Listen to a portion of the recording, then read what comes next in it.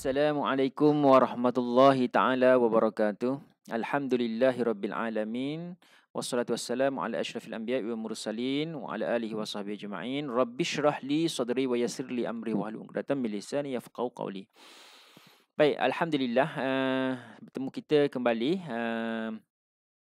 dalam pertemuan maya PDPR.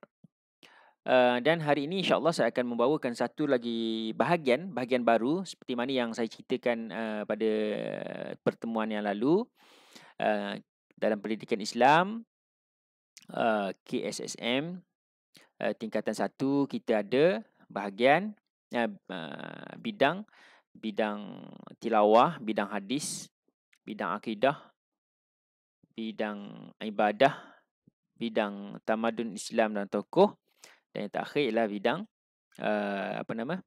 bidang adab. Adab. Jadi untuk kali ini saya membawa bidang ibadah, ya. Tajuk pertama dalam bidang ibadah iaitu konsep ibadah dan jenis hukum. Konsep ibadah dan jenis hukum. Kita tengok dulu maksud ibadah dulu, ya. Maksud ibadah. Ibadah ni, pernah dengar perkataan ibadah? Pernah dengar perkataan ibadah? Ibadah ni selalu kita dengar dan selalu kita guna. Orang Melayu pun guna perkataan ibadah. Kenapa? Dia menunjukkan pengabdian diri kita, diri hamba secara berterusan kepada pencipta dia. Ya. Jadi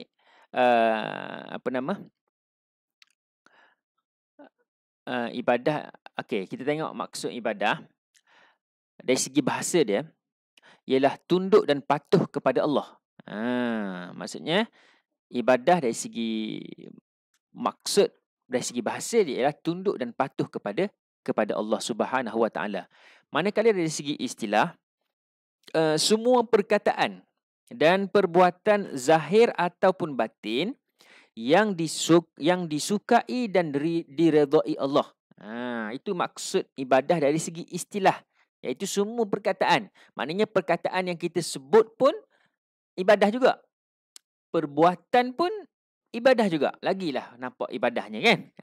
Sama ada yang zahir ataupun yang batin, yang disukai oleh Allah dan diredai oleh Allah Subhanahu Wa Taala. Maksudnya kalau dari segi perkataan tu, kalau kita ungkap perkara yang baik pun dikira anggap sebagai ibadah juga, kan? Baik. Itu antara dia, itu maksud. Yang okey.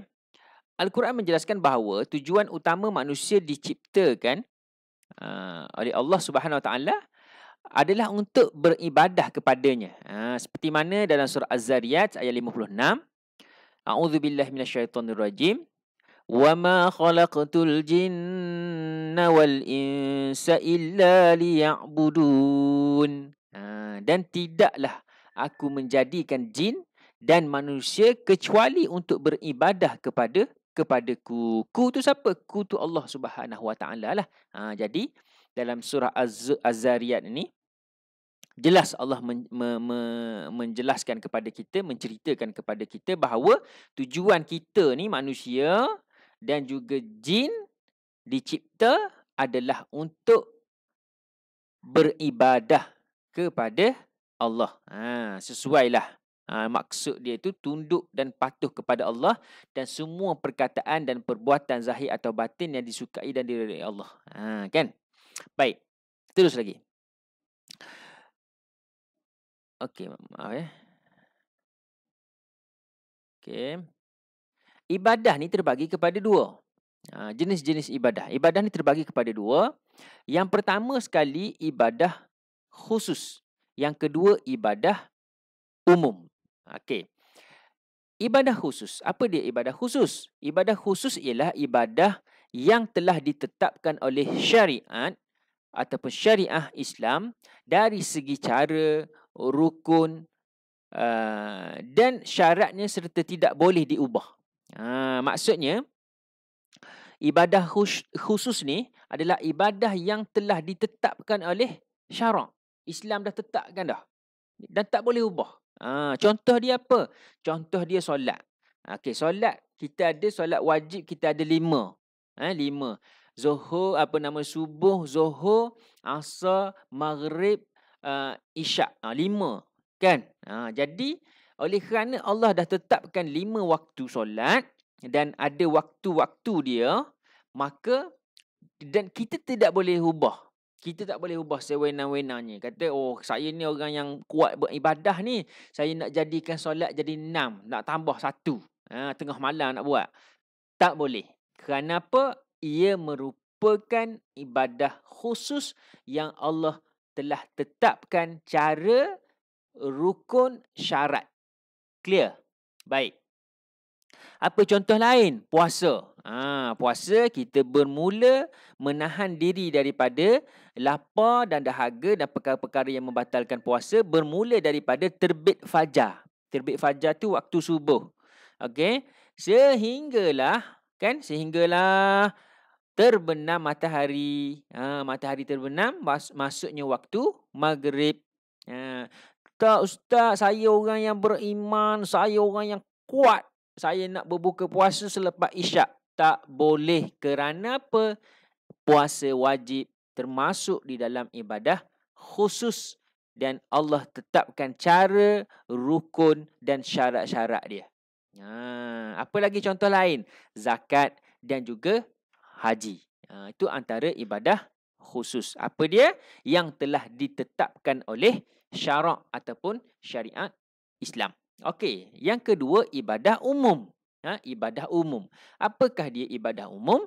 Ibadah yang meliputi segala aspek yang berkaitan dengan hubungan manusia sesama manusia atau dengan makhluk lain yang tidak bertentangan dengan syarak. Okey, saya baca lagi sekali. Ibadah yang meliputi segala aspek yang berkaitan dengan hubungan sesama manusia pun dipanggil ibadah. Tadi dia tengok dah dia punya dalam dalam pengertian tadi kan. Dan atau dengan makhluk lain yang tidak bertentangan dengan syarak termasuk ibadah umum. Apa contoh dia? Makan. Makan. Minum. Minum ibadah. Kan? Itu dipanggil sebagai ibadah umum. Dia syarat tak tetapkan makan berapa pinggan, makan bila, pukul berapa kena makan, tak. Tapi dia masih lagi merupakan sesuatu ibadah. Contoh lain lagi, hubungan sesama manusia lah berniaga. Kan? Berniaga. Berniaga. Berniaga tu kita berhubung dengan orang lain. Baik. Dan juga kerja. Kerja pun berhubung dengan orang lain dan merupakan satu ibadah. Kan? Apakah ibadah itu? Namanya ibadah umum. Kan? Allah Subhanahu Wa Taala. Baik. Jelas. Ada 2. 1, ibadah khusus. 2, ibadah umum. Baik. Jenis-jenis hukum pula. Kita lihat jenis-jenis hukum. Jenis-jenis hukum ni, kalau kamu nak tahu, dia ada berapa? Hukum-hukum yang diwajibkan ke atas kita, yang ditaklifkan ke atas, dipertanggungjawabkan ke atas kita. Ada berapa semuanya? Kalau dalam kelas ni saya tanya dah. Sebab dalam ni tak boleh nak tanya. One way saja kan? Ada berapa? Hukum-hukum taklifi. Hukum taklifi ada 5. Ada 5 ataupun jenis-jenis hukum itu ada 5. Yang pertama wajib. Yang kedua haram. Yang ketiga sunat. Yang keempat harus. Dan yang kelima makruh. Baik, kita tengok satu-satu. Apa dia wajib? Apa dia haram? Wajib ialah mendapat pahala jika dilakukan. Mendapat dosa jika ditinggalkan. Maknanya perkara wajib ataupun hukum sesuatu ibadah itu wajib. Apa yang kita kena buat? Bila kita buat, kita dapat pahala. Kalau kita tak buat, kita dapat dosa. Kan? Kalau kita buat, kita dapat pahala. Kalau kita tak buat, kita dapat dosa.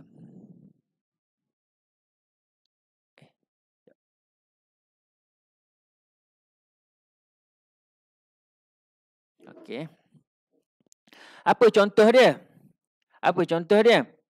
Contohnya ialah berpuasa Ramadan. Puasa Ramadan. Puasa Ramadan tu maksudnya puasa yang diwajibkan lah. Jadi wajib buat. Siapa-siapa yang meninggalkan puasa Ramadan, maka dia akan mendapat dosa. Solat fardu. Menuntut ilmu ni yang tengah kamu buat ni. Menuntut ilmu ni wajib ni. Kan? Wajib.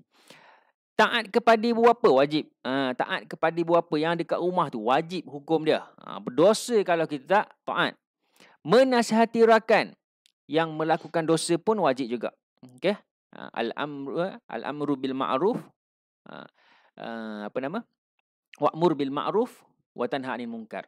Suruh buat baik dan larang melakukan kejahatan, itu pun merupakan kefarduan ataupun wajib ke atas kita.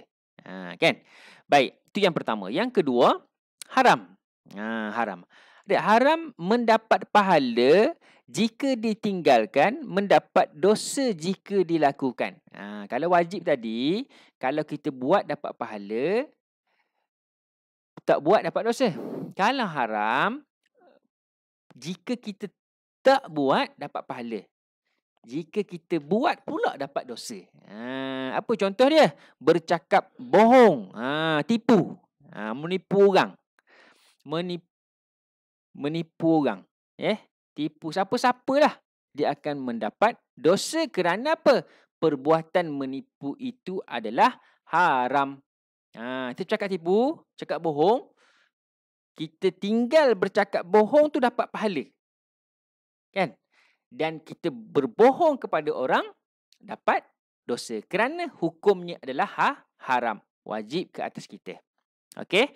Yang kedua apa contoh dia? Berzina, berjudi, mendedahkan aurat. Mendedahkan aurat pun sama juga. Kita tahu kan batas-batas aurat seorang laki-laki apa? Batas-batas aurat perempuan apa dia? Kan?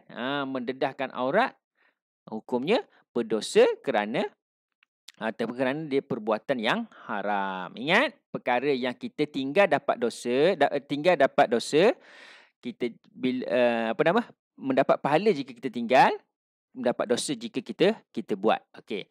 Minum arak, tidak sempat bertaubat, menipu lagi. Dia cakap bohong, menipu. Bohong atas ni ada. Lepas tu menipu pula ustaz tulis. Yang mana satu ni ustaz? Contohnya, bohong ni lebih kepada percakapan. Menipu ni lebih kepada perbuatan. Kan? Orang tanya, buat apa tu? Tak buat apa-apalah. Rupanya dia sedang ambil duit orang. Itu contohnya kan. Ataupun dia buat sesuatu benda yang orang tak suka kan.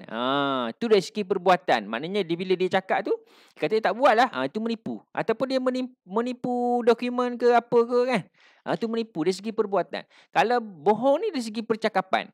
Dia kata kau buat ke tak? Tak buat. Sedangkan dia buat. Itu maksudnya dia berbohong dari segi percakapan. Dua-dua haram. Dua-dua dapat dosa. Kalau kita tinggal, dapat pahala. Dan juga yang terakhir ialah mencuri. Itu contoh. Baik. Yang ketiga. Yang ketiga ialah sunat. Perkara sunat. Ataupun jenis hukum sunat.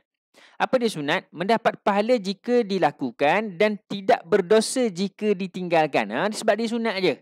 Kalau kita buat, dapat pahala. Tak buat tak ada benda. Tak ada masalah. Tak berdosa. Tidaklah kata tidak disukai Allah, tidak. Tak ada apa-apa. Tak ada apa-apa. Cuma kita rugilah.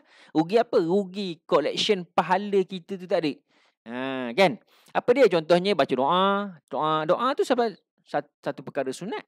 Kan? Dan dia merupakan ibadah sunat. Doa saya tak makbul lah ustaz. Doa tu pun dapat pahala. Makbul, tak makbul itu bonus. Tapi ud'uni astajib lakum, itu doa Allah dah janji dia akan makbulkan doa kita. Kalau dia tak makbul tu, sesungguhnya kita sentiasa berhusnuzan dengan Allah. Allah tahu apa yang apa yang dibuat ke atas makhluk dia. Tu baik. Kemudian apa? Membaca Quran. Baca Quran tu sunat. Baca Quran tu sunat. Dah tak apalah sunat, saya tak payah buat lah sunat. Sebab sunat kan. Dah banyak ke pahala? Nak dibekal untuk hari yaumul akhirat, yaumul hisab, banyak dah ke pahala? Tak banyak. Dah buat. Tambah collection pahala. Dosa buat, tak taubat lagi. kurang pula pahala sunat. Tak. Kena buat pahala sunat, tambah koleksi pahala kita supaya timbangan amalan sebelah kanan kita lebih banyak. Baik. Memberi salam. Assalamualaikum tu sunat. Berzikir subhanallah, subhanallah, alhamdulillah, alhamdulillah, Allahu akbar, la ilaha illallah, kan? Semua dia berzikir. Bersedekah, bagi sedekah. Solat hajat, puasa. Puasa yang sunat biasa kita buat apa? Isnin dengan Khamis, kan? Tu antara dia perkara-perkara sunat. Jadi jenis hukum sunat ini adalah dapat pahala kalau buat, tak dapat apa-apa jika tinggal. Okey, yang keempat, harus. Harus ni tidak berdosa jika dilakukan atau ditinggalkan. Kan? Jadi buat pun tak dapat apa-apa, tinggal pun tak dapat apa-apa juga. Kan? Jadi apa dia? Tidak berdosa jika dilakukan atau ditinggalkan. Jadi tak dapat apa-apa sebab hukum dia harus sahaja. Mubah ataupun harus. Okey, apa dia contoh mandi? Mandi, saya tak nak mandi lah hari ni ustaz. Tak ada apa.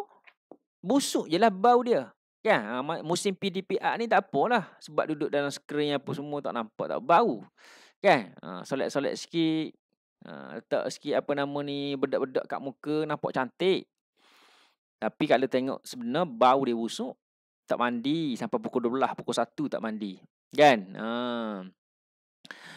Ataupun makan. Harus juga makan. Kan? Tak nak makan dah ustaz. Saya sibuk lah duk main PUBG, main game apa semua. Memanglah haruslah hukum dia, tapi boleh dapat apa? Lapar lah. Minum, tak nak minum lah. Saya ni jadi tak minum. Memang power, memang kental. Dahaga lah. Kan? Bercucuk tanam, berriadah. Saya ni jenis malas nak beriadah. Baik saya main game je. Kan? Dah dapat apa? Dapat penyakit. Kan? Harus. Kemudian apa? Membeli makanan di kantin pun harus juga. Kan? Baik, nak pergi beli pun tak ada masalah, tak beli pun tak ada masalah. Sebab hukumnya harus. Baik, yang terakhir ialah makruh. Makruh. Mendapat pahala jika ditinggalkan dan tidak berdosa. Bukan tidak berdosa jika dilakukan. Makruh ni mendapat pahala jika ditinggalkan dan tidak berdosa jika dilakukan. Tadi beza dengan haram tadi. Haram tadi kita tinggal dapat pahala, tapi kalau kita buat dapat dosa. Tapi makruh ni kalau kita tinggal dapat pahala satu. Tapi kalau kita kalau kita buat tak berdosa. Cuma makruh ni karaha, perkara yang dibenci. Allah tak sukalah. Tapi kita elaklah buat, kan? Tapi nak buat tak ada masalah lah. Dia tidak berdosa, kan? Okey, apa dia? Mulut berbau busuk. Tak gosok gigi contohnya. Tak gosok gigi, mulut bau busuk. Kan? Waktu bercakap dengan orang. Duduk tu. 1 kilometer dah bau dah. Busuknya mulut bau. Duduk jauh bau busuk mulut. Makruh bau busuk tu. Makan petai. Makan petai. Memang power bau dia. Dan bawang sebelum solat. Duduk solat. Ni solat pakai mask. Jauh duduk 1 meter tak ada masalah lah. Kuranglah sikit. Tapi dulu solat dekat rapat-rapat. Sebelah-sebelah. Sekali dia sendawa, 3 orang bau. Kan? Dengan imam-imam bau. Pening imam. Kan? Jadi makruh hukum dia. Makruh hukum dia. Pergi makan, pergi solat. Allahu Akbar. Makruh hukum dia. Perkara yang dibenci oleh Allah. Tapi kalau buat juga tak ada masalah lah. Cuma baulah. Ataupun melewatkan mandi wajib dan berwuduk sambil-sambil berbual. Makruh hukum dia. Dengan kawan-kawan, kan? Duduk kau petang ni nak main bola ke tidak? Selesaikan wuduk dulu. Kerana bercakap-cakap ketika wuduk itu hukumnya makruh. Ingat, perkara makruh, perkara yang dilarang oleh Allah. Jika kita tertinggalkan, maka kita akan mendapat pahala. Jika kita buat pun tak ada apa-apa. Tapi elakkan. Kerana karaha itu perkara yang dibenci oleh Allah Subhanahu wa ta'ala. Okey, itu saja untuk kali ini. Jadi saya review lagi sekali. Kita ada maksud ibadah, iaitu tunduk dan patuh kepada Allah, itu dari segi bahasa. Yang kedua dari segi istilah, semua perkataan dan perbuatan zahir atau batin yang disukai dan diredai Allah. Okey, kemudian kita tengok ada dua jenis ibadah. Yang pertama ibadah khusus, ibadah yang ditetapkan oleh syariat, ada nas. Kemudian ibadah umum, ibadah yang meliputi semua aspek yang berkaitan dengan hubungan manusia dengan manusia dan makhluk lain juga. Baik, kita ada juga 5 jenis hukum Kita ada 5 jenis hukum, jenis-jenis hukum taklifi yang dipertanggungjawab kepada kita. Yang pertama sekali wajib, yang kedua haram, sunat, harus dan juga makruh. Jadi kamu kena tahu semua dah ni maksud-maksud dan berserta dengan contoh maksud-maksud berserta dengan contoh. Nanti kita akan top up dalam modul kita dan kita akan perincikan lagi dah waktu PDP-C dalam kelas nanti Baik, sebelum saya tinggalkan ataupun habiskan PDP kita pada hari ini, saya ada tinggalkan satu soalan. Siapa dia boleh jawab ni? Ustaz nak bagi hadiah nanti bila buka sekolah nanti, kan? Kebat. Siapa boleh jawab ni? Okey, saya baca soalan Anda bercadang untuk menyertai larian 100 meter peringkat sekolah. Kamu ni bercadang untuk berlari 100 meter dekat sekolah. Bagaimana cara anda memastikan pernyataan anda dalam acara tersebut tidak menyalahi hukum Islam? Okey, lagi sekali saya baca. Kamu ni dah nak berlari 100 meter pergi kat sekolah. Kemudian soalan dia tanya bagaimana cara kamu nak pastikan bahawa penyertaan kamu larian tadi dalam acara tersebut tadi tidak bertentangan dengan hukum Islam. Siapa-siapa boleh jawab, boleh PM saya jawapan dia. Kan? PM je, tak payah nak buat apa-apa. Jawab WhatsApp, PM saya. Saya akan pilih 3 terbaik, dapat dia. InsyaAllah, insyaAllah, insyaAllah. Jadi sekadar itu saja pertemuan kita pada hari ini. Wabillahi taufiq wal hidayah. Wassalamualaikum warahmatullahi taala wabarakatuh.